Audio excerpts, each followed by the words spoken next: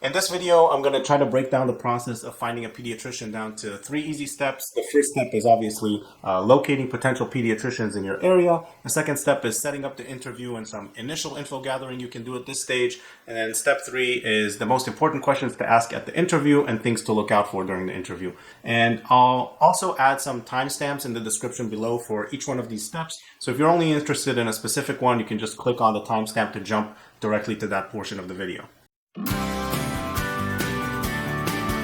So first things first, just like in real estate, the 3 most important things about a pediatrician are location, location, location. So if you have a sick child and they're screaming and you don't know what's going on, you really don't want a long drive making a bad situation worse. So I would cap the distance for the driving to a pediatrician to 20 minutes, and that's like 20 minutes in bad traffic. And obviously you have to do everything within reason. Like, don't pick a pediatrician that's not really good or you're going to hate just because they happen to be across the street from you. So searching for pediatricians within that 20-minute radius is really going to narrow your search range initially. And then to figure out which pediatrician you want to pick within that list that you have several sources that you can use. First of all, obviously, family, friends, and neighbors. So just ask people around you that you see that have kids. You see a neighbor walking around in the complex. Oh, who's your pediatrician? Do you like them? Why do you like them? And just make sure that somebody's not like recommending their cousin to you, and ask follow-up questions like, why do you like this pediatrician? What's so good about him? Second important source is ask your OB. So they probably get this question all the time, and actually our OB even had a list of pediatricians in different zip codes in the city, so that really helps out. And then obviously you can use online tools like Yelp or Google search. And I would take these with a grain of salt. Sometimes people just write nonsense there. Either they're, trying to hype up a place because they're friends of the doctor, or somebody just happened to have a really bad experience and they're putting like the worst review ever, like this doctor tortures children.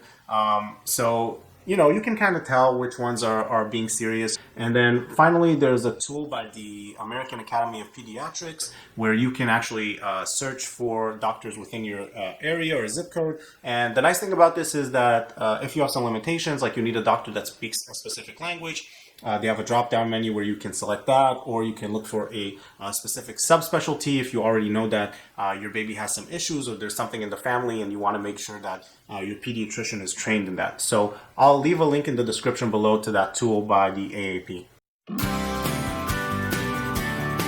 So obviously the first step of the process is doing that search in your area. I would narrow it down to like maybe 4 or 5 pediatricians in your area that look like you would be happy with, that you've gotten good recommendations for. And then the next step is to actually call their offices and set up an interview.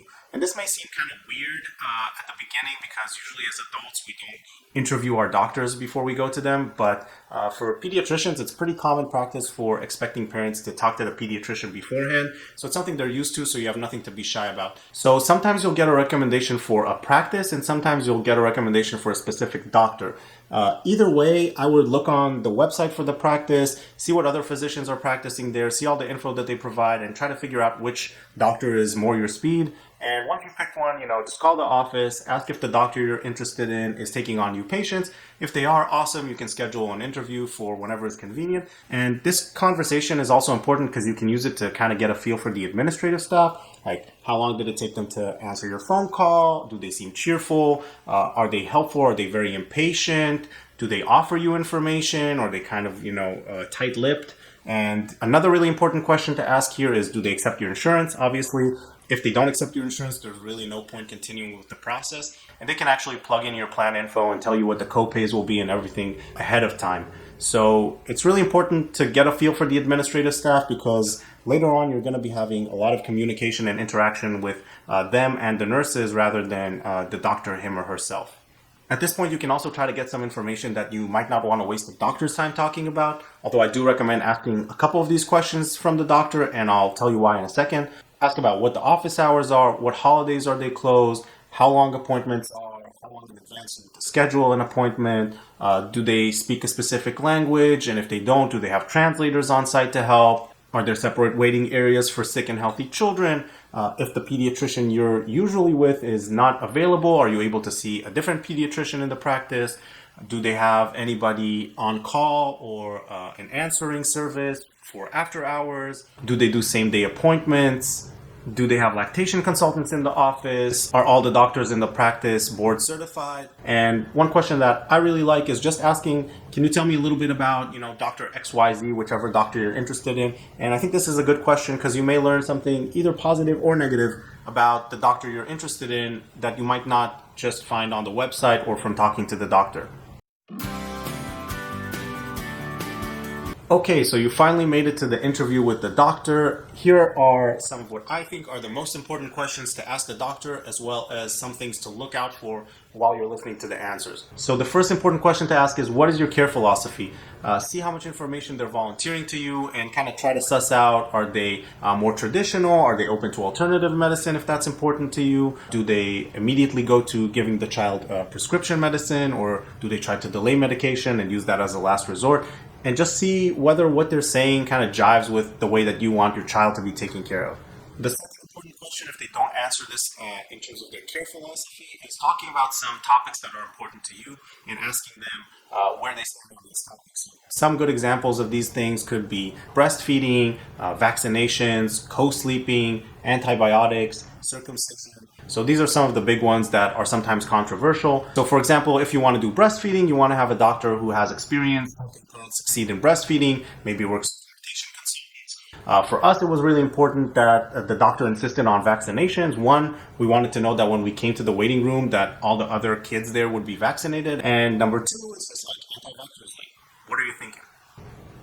Another kind of series of questions that I put into one question is asking, where did they train? How much experience do they have? Do they have any specific subspecialties? This is just to get a feel for the doctor and see whether they're competent and have experience in what they're doing.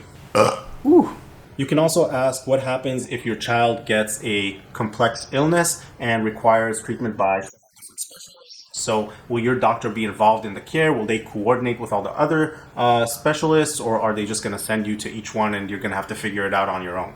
Another really important one is whether you're going to be able to reach the doctor by phone. So sometimes you just can't drive down to the clinic, or they don't have an appointment, and you really don't want to always be talking with the nurses. The nurses do know what they're doing, but sometimes you just want to hear it from the horse's mouth. So ask what their policy is on that and whether you'll be able to reach them by phone if you need to. If you didn't procrastinate like my wife and I, then a good question to ask is whether they have privileges at the hospital that you're going to deliver in. So either way, a pediatrician is going to see your baby at the hospital, but if your pediatrician that you choose has privileges at the hospital you're delivering in, they can actually come in and see the baby on day one. Otherwise, the hospital is just going to assign their own pediatrician to the baby, and all that information will get transferred to your pediatrician at your discharge. And finally, I think this is an important question. Ask whether they have kids themselves. I want somebody treating my kids to have the perspective of what they feel like when their children are sick, and I think that really makes a pediatrician better. Call me biased, but that's just my opinion.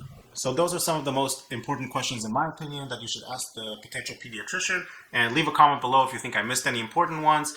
But there are also some important things to watch out for during the interview. So first things first, you want a doctor that volunteers information. As a first-time parent, we really have no idea what we're doing, and so we don't know what we don't know. We don't even know what we should be asking. So you really want somebody who has a heart of a teacher, and in my opinion, you can even think about holding back a question or two from the list of questions I talked about and seeing whether they bring those topics up by themselves. The second thing is you want somebody who's going to be patient with you. So I would consider asking some dumb questions, like things you could easily find online, like what are the office hours or things like that, and see how they react. Are they impatient with you, or are they trying to be super helpful and make sure you get all the information you need? Do you feel rushed during the interview, or are they taking the time to talk to you and make sure you fully understand and get a complete picture? So, this interview is their chance to sell you on their practice. So if they're not taking the time at the most important point where they should be selling you, then they're probably going to be worse when they're treating you. And so you want to make sure that you have a doctor that gives you enough time. Recently, we had a suspicion that our baby might have thrush, and we really wanted to have an appointment really soon. It was Friday. I called them at 4:20 p.m. The office closes at 5 p.m. and they got me in at 4:45. And beyond that, when I was in there with the doctor, it's time for her to go home for the weekend, but she took her time. She was checking the baby thoroughly, and after she finished, she asked me if I had any other questions unrelated to this topic, and she asked about our personal lives. How are we doing? How are we dealing with everything?